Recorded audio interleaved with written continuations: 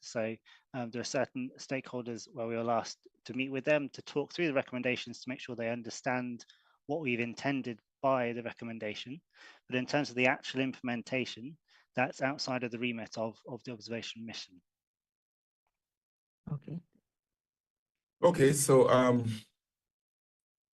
MP, I'm looking at MP Aiken and maybe Armin to tackle this particular question, dealing with the all-embracing need for electoral laws or reform, because there are a number of tentacles actually spreading from this whole electoral laws.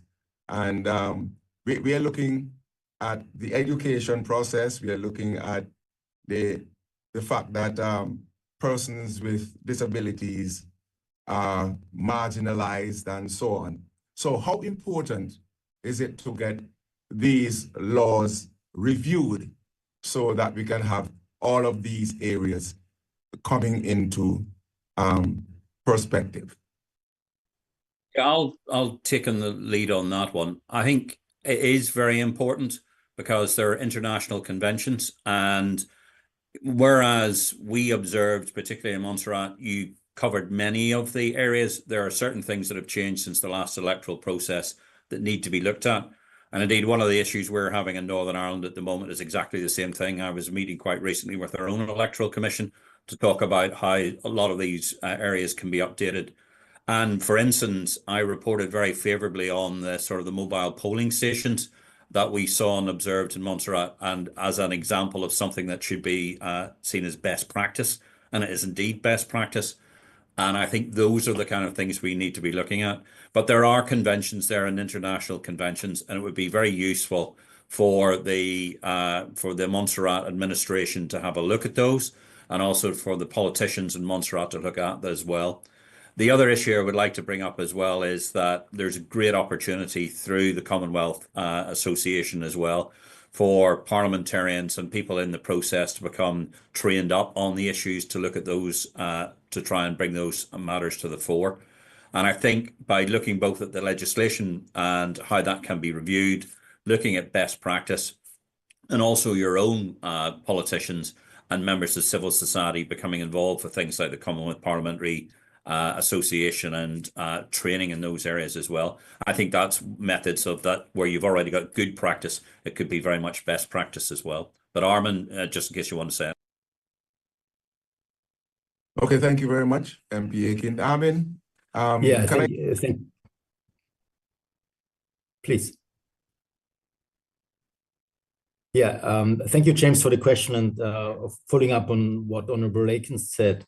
Definitely now is the best time to follow up on recommendations and implement electoral reforms. Yeah, so after an election, the political heat is out, and it is good to have a lessons learned review, check what can be learned from the report and recommendations, and review what needs to be done in good time ahead of the next election to be implemented.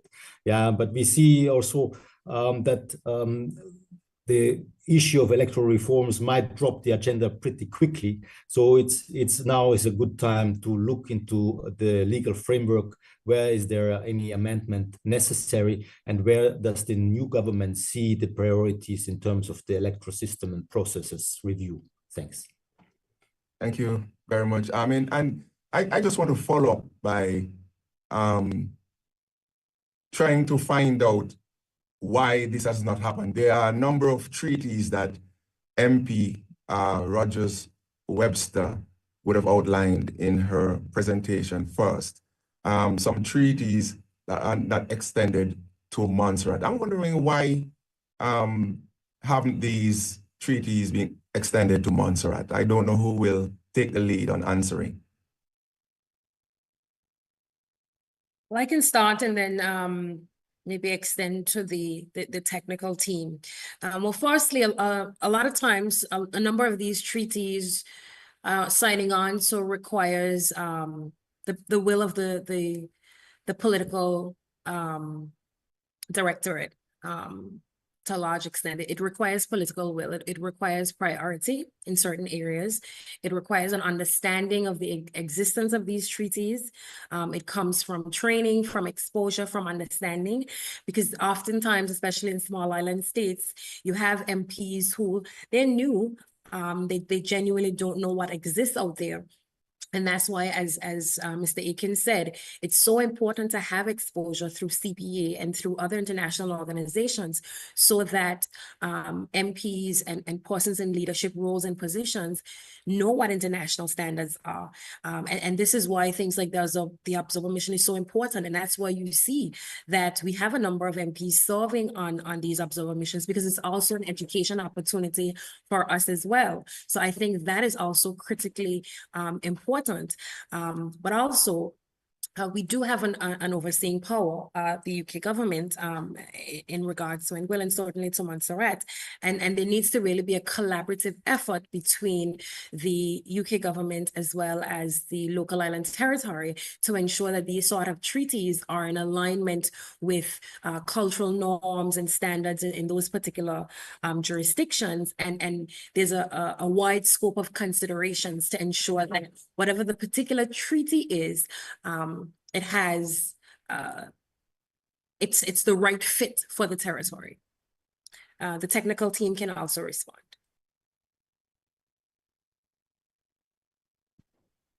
Okay, other members of the technical team, you might want to add to what MP. Yeah. Webster. Well, I'm not sure why they have not been extended yet, but the point that we make is that it's important that they are extended now. So we'll make a review as to why it has not happened in the past, but it's important that it's happening now. Those key treats that we are making a recommendation of, they are very, very important. They are very, very basic. And actually, there are a lot of benefits from extending them to Montserrat. One, of course, goes to credibility and trust in the system, but also after you are part and you those treaties, there are some there are reports, reviews on how the implementation is progressing. And actually the territory can also request assistance as to how to implement them. So legislative assistance as to how is going to be follow up the implementation. So actually everything is about benefits. Again, it's credibility. You are part of the world, and those are treaties that most of the countries are signatory to. So I'm not sure why it didn't happen in the past, but it is important that it happens now. Thank you very much. Kiola, you want to continue? Yes. Marcia, she just emphasized how important it is to have these treaties. So then how does the mission justify calling our legal framework adequate when there's such glaring lapse? Well, it's adequate because it allowed for elections to be conducted in a good manner. We had a clear winner. Everybody accepted the results so far. So actually, we assessed the elections as a good elections. So the framework provided for the opportunity to parties to compete. And still, there are deficiencies that we are taking a look at, and then the next elections hopefully will be better ones. For instance, there are a lot of legal voids. This time around, they didn't create a lot of problems, but doesn't mean that next time is not going to be a huge problem. So actually, things that were a problem in past elections, they repeated themselves because of those legal voids. So actually, the legal framework was adequate. Elections were conducted. A good election was conducted under the current electoral framework, but there are voids and there are inconsistencies that need to be reviewed, clarified, and to make it better. There's no perfect democratic system, so it's always work in progress to make it better. Thank you. If I could just come into that from speaking from our own position here in Northern Ireland, is when I finished the mission, I went back and had a look at some of our own sort of where we were within the various treaties and the rest of it. And some of them we're not up to date with either. So actually we need to, it is a saying where we should be as best practice rather than where we are. But I think the one thing that came from all of us who were observing the election was that, in fact, it was very much a free and fair election. And actually it was conducted to a particularly good standard. And I think that's the sort of the main message we came from it. And one of the things that, you know, if we can improve on it, that's one of the reasons why we have these reports. And I think there's an opportunity to do that. Okay. Thank you. Malika? Yes. Does the mission see any emerging trends in the electoral practices across the Commonwealth and that Montserrat should adopt? Martin or the technical team?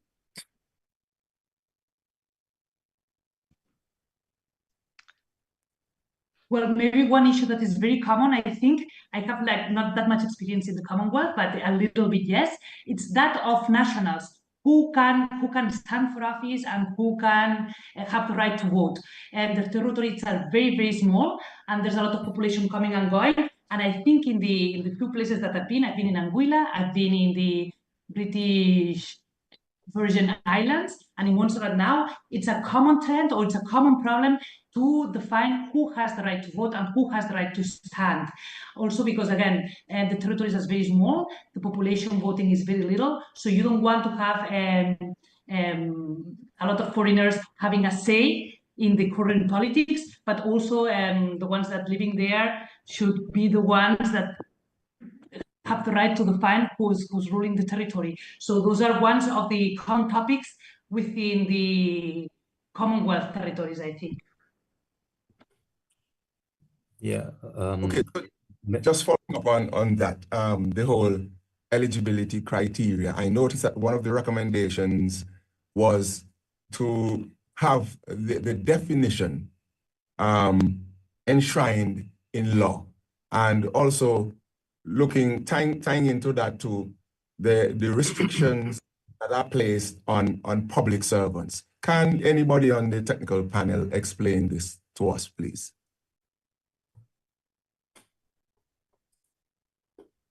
Well, that was a problem raised by almost every interlocutor that we had. So it was an issue of concern in the island. And the fact is that there's a lot of population who are working for the government, a lot of public servants, and they cannot stand as candidates. So actually, a lot of the qualified population cannot stand as candidates. There are other countries that have sought another kind of solution. So actually, they can run.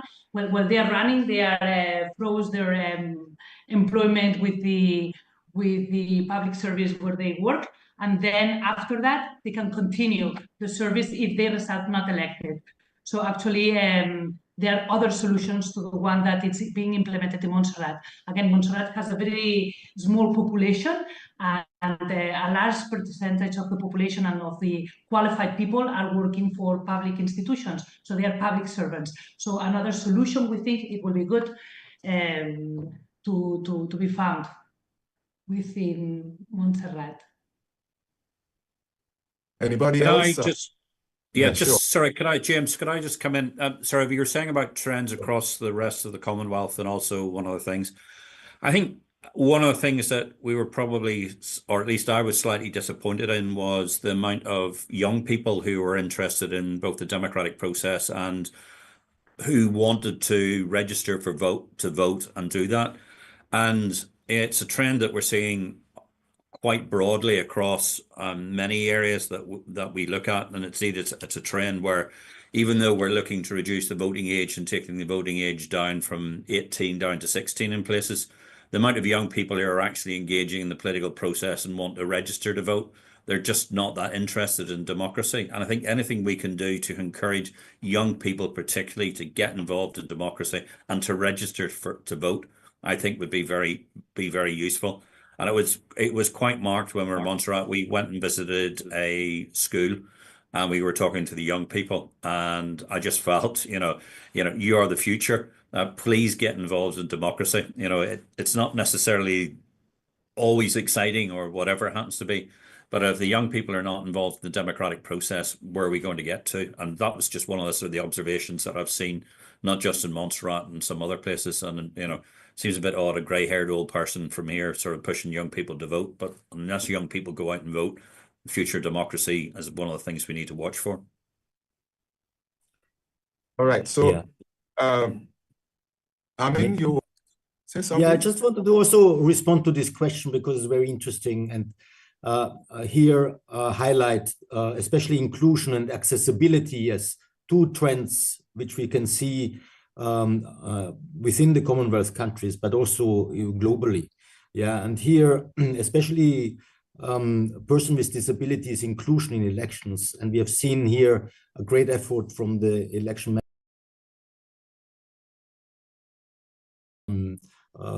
difficulties to reach the polling stations as such. Thank you. Viola, go ahead. Right. I want to stick on the topic of inclusion.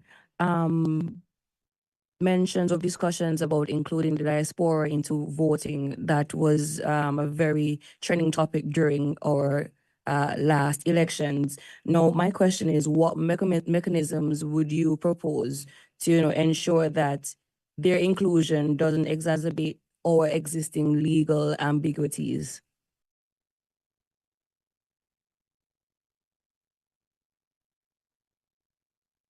Armena Marcy?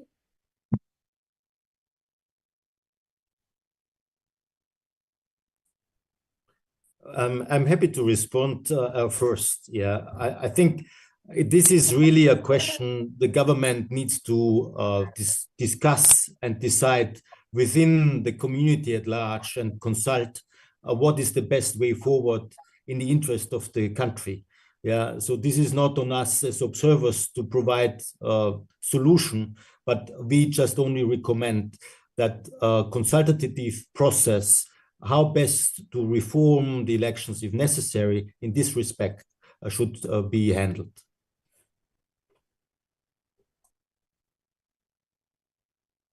Okay, Amin, thank you for that. MP Rogers Webster would have mentioned in her opening remarks about the short time between nomination day and election day. And one of the things that we saw happening was at least one challenge when an individual was removed from the voters list without that information being shared with the individual. And MP Rogers Webster, he would have spoken about that. What can we do, though, to bolster this whole thing in the election, the whole electoral laws, to ensure that, you know, we have more time between nominations day and election day in case somebody wants to challenge something?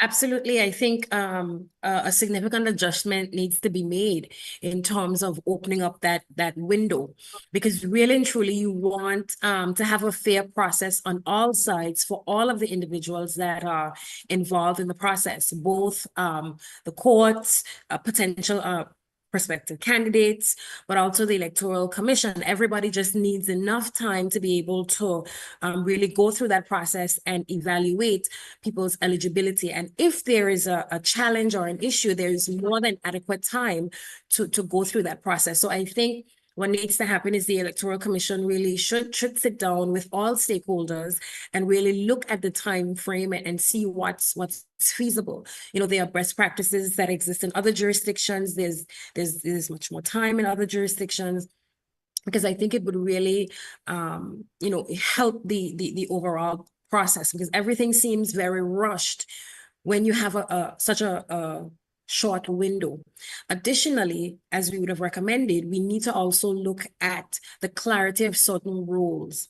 So, you know, there are electoral officials that are involved in the process of ensuring that people are eligible to be nominated, right? We need to ensure that those persons understand their roles clearly, their roles are clearly defined, the candidates understand the roles, the courts are in agreement with those roles. And so, you know, there is no room for any sort of error in that entire process. So I think that's why we really recommended a comprehensive review of the electoral legislation, because once you do that comprehensive review and you take into consideration some of the recommendations that we have also given, you will see where there's lots of room for tightening up certain areas, certainly. Yeah, there is a lot of concern on the whole voting process, voting at large. I know this will have to come from the elected officials. what are some of the things that you would recommend that we include in the whole voting process on Ireland?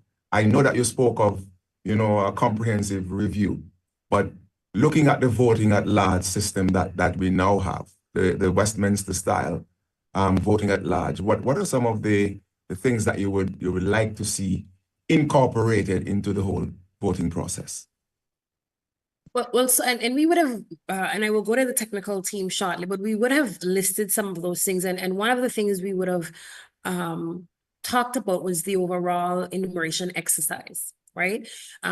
We do recognize that Montserrat is considerably a small jurisdiction. However, that being said, there needs to be adequate time in that entire enumeration process so that the enumeration officials can have adequately time to go back to homes repeatedly during different periods of times when people may actually be home, to really ensure that you have a good count of the individuals who are there and those who are eligible.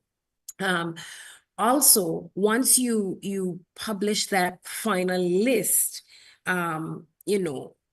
or you have your preliminary list, I should say, it's very important that persons who don't make that preliminary list are able to are informed so that they know they're not on the list. Because what will happen is, and I'm sure this occurred, you have people who think they're on the list to vote, and then they get to the polling station and they're not actually on the list. So there also needs to be a mechanism where people are readily informed that they don't meet the criteria, they won't be on the list, and then they also have an opportunity to either remedy or to justify why they should be included on the list. There also needs to be that mechanism that also needs to be in place to be able to do that. Other members of the technical team or any other members that may want to speak further on this? Honourable Green, I think you were going to Thank you, Martin. Good morning to everyone. Sorry, I have to head off shortly. I'm in the Parliament today, but I just wanted to say thank you for this live session. I hope it's proving to be informative, and I hope your report, the report that we put together, is welcome. I just wanted to pick up before I exit this conversation was just a couple of things that were of great interest to me in the questions that you've raised already. One is the first one that you raised is, what about all the recommendations from the last report? Now, one of the things I noticed when we met stakeholders on the island was we didn't, that lack of awareness of some of those recommendations the last time round. So I hope there's a big effort on our part this time to make sure that anyone on the island who wants to know what's in our report has access to it, that it's easy to access to it, and that they understand it. And if they have questions, that we're all open, come and talk to us and ask us what we mean by some of those recommendations. Now, of course, the sense of frustration perhaps that I'm feeling under the radar from why not all the recommendations from the last election have been taken into account. Well, that is a common piece of feedback that perhaps election observing teams get. Of course, we're not able to enforce any recommendations. And of course, it would be disappointing if these recurring themes came up time after time every 4 or 5 years. But that's really the job of civic society, of your politicians, and of course that relationship with between the government, the executive, the governor, and the UK government. And there's a lot of work to be done to make sure that these recommendations are addressed. Yes, of course. I mean, you will see in this report we have picked up.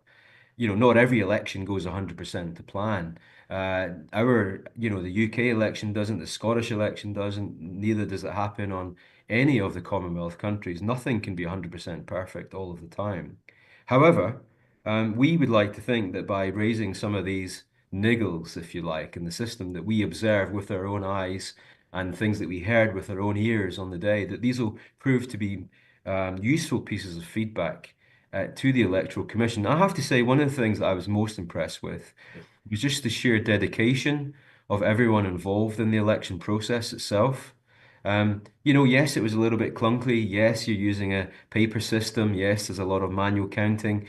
And of course, there's always room for modernization of elections. Every country I've visited has that conversation.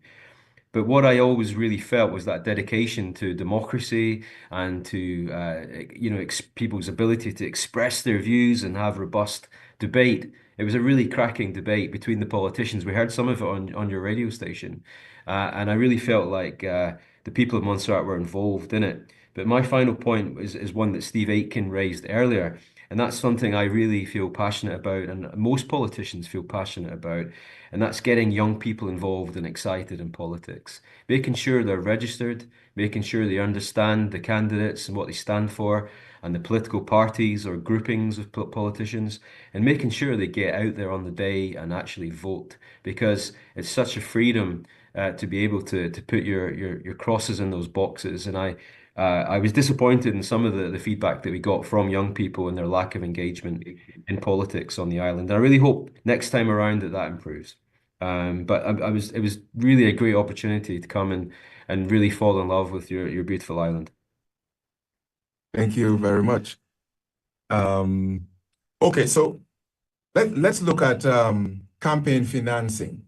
And, this topic has engendered much discussion on the local front because, there's concern about, how campaign financing is used.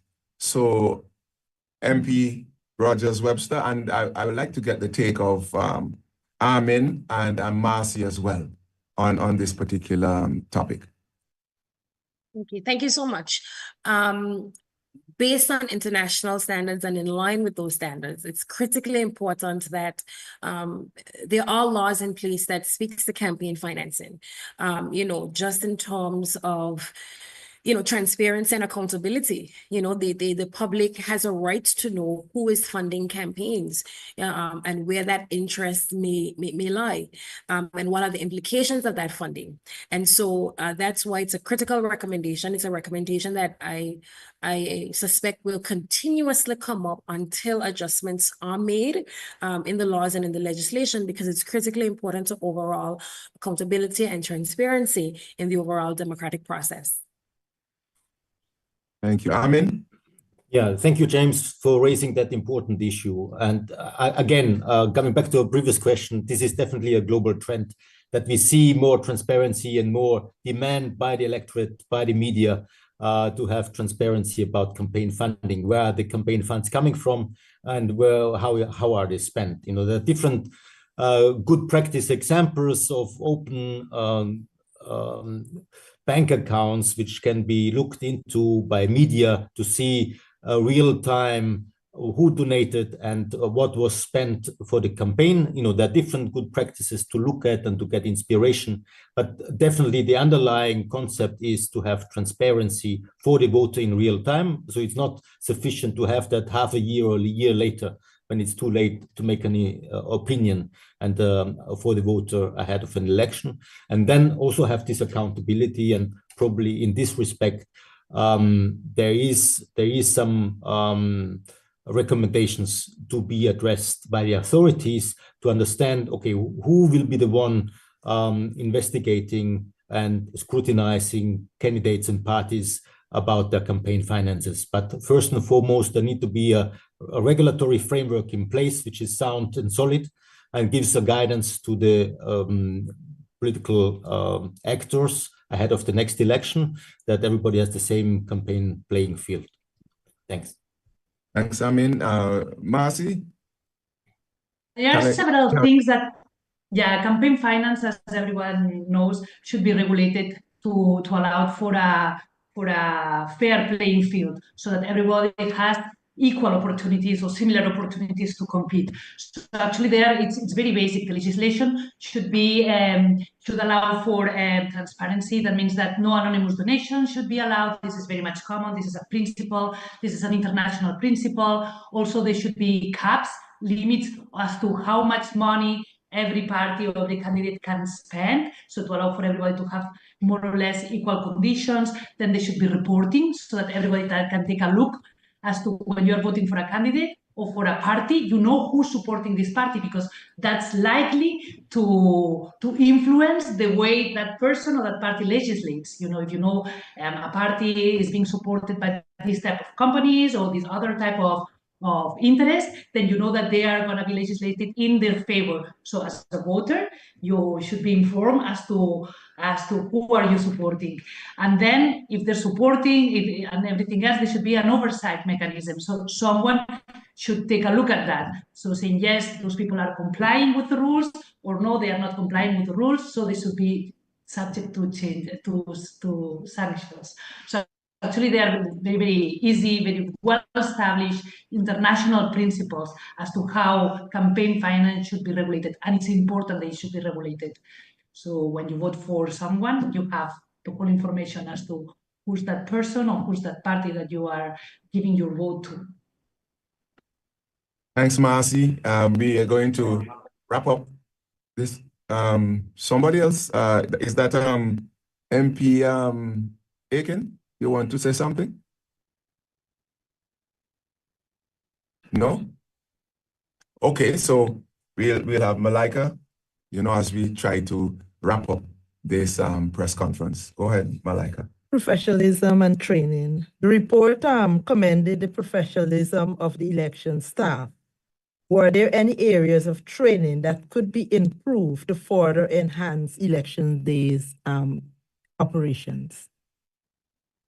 Thank you. And we definitely would like to reiterate that we thought that the entire team was just really exceptional in terms of their professionalism and the way they handled the entire electoral process. It was very serious. They understood the importance of their professionalism. And I think obviously there are always rooms for improvement in relation to these things. So continuous training would be very helpful. There are a couple of things that would have stood out to us.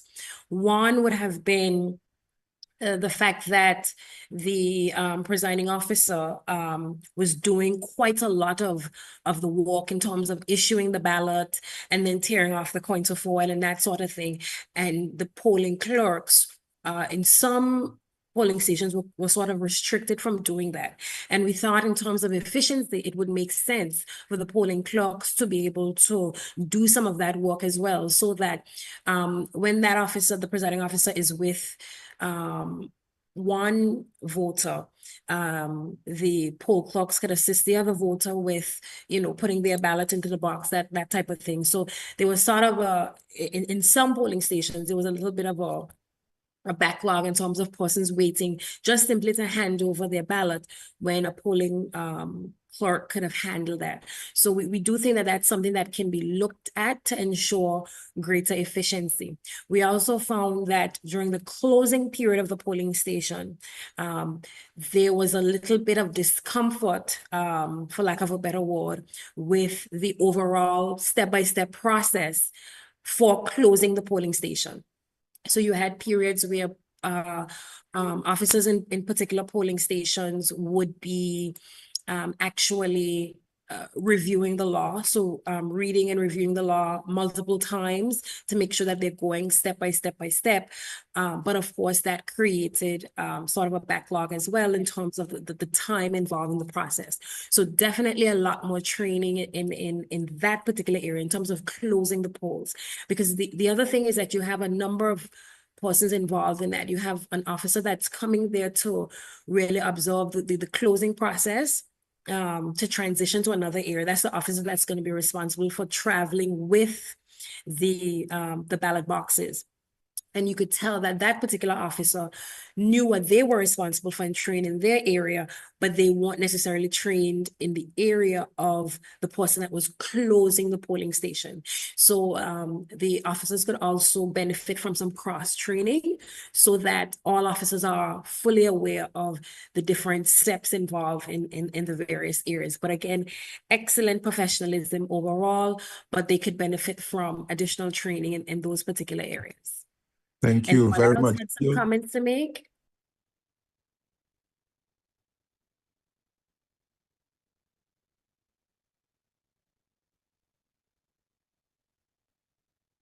I think that's for those comments then, James. If not, yes. Keola would have her final question at this time. Right. So my final question is actually a follow-up one to Malika's. Yes, we praise the professionalism, but we did acknowledge, or the report did acknowledge, some inconsistencies. How significant would you say are these lapses in undermining voters' trust? In my personal opinion, I don't think that they were majorly significant in undermining trust. I think overall, the electoral process is one that could have been trusted. In our estimation, what we observed, there were no areas of concern where we thought that persons were trying to do anything that was dishonest. It literally was just about really efficiency and making sure that you get persons out of the booth a bit quicker, and the closing process is also a bit quicker because obviously voters are waiting the count. So if you can take a closing process down from 45 minutes to 30 minutes or 20 minutes in some regards, that would really help to get the result even quicker for the voters. So I think overall the lapses were not necessarily enough to undermine the integrity of the electoral process, certainly not, but it's just about greater efficiency and making sure that a real review of the process is had so that all persons involved are fully trained and cross-trained in various areas. And may I just come on to that, just a sort of a final comment? I mean, I think you should have no concerns because having observed many elections particularly from where I'm from and the rest of it, I would say that the sort of Montserrat was a good example of sort of free and fair elections, and I think everybody should have full confidence in the electoral results and the fact that the democratic process went through. And in this world that we're in at the moment, there's a lot of places you can say that. So that's something I think that everybody in Montserrat should be very proud of, and well done. Great, thank you very much, MP Steve Aiken. And of course, on behalf of my colleague, Keola Green, Radio Montserrat, and of course, Malika McKenzie of Aliogana Express, I would like to say thank you very much, MP Shelia Rogers Webster and your technical team as part of the Montserrat 2024 Election Observation Mission for coming on the radio and online, I should say, and to share with us the findings of your mission here on Montserrat. We really appreciate all that you have done, and I'm hoping that along with yourself, Martin Vickery, my good friend, he'll be able to help us in the whole education process. So thank you so much again to you, MP Rogers Webster and your team, for taking the time out. Thank you as well again for welcoming us and for engaging us from a media perspective. All of you have been exceptional, and we thank you for the opportunity to serve the people of Montserrat. Thank you. Thank you so much. Back over to you, JGP. King Montserrat, it's 95.5, 80 Radio.